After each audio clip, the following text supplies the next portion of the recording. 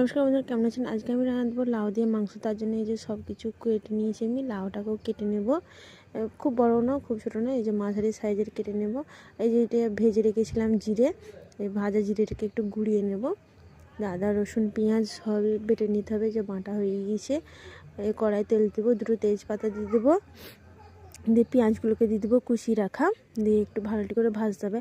আর বন্ধুরা, আমার চ্যানেলে সাবস্ক্রাইব করুন প্লিজ, দয়া করে একটু পাশে থাকুন, একটু সাপোর্ট করুন।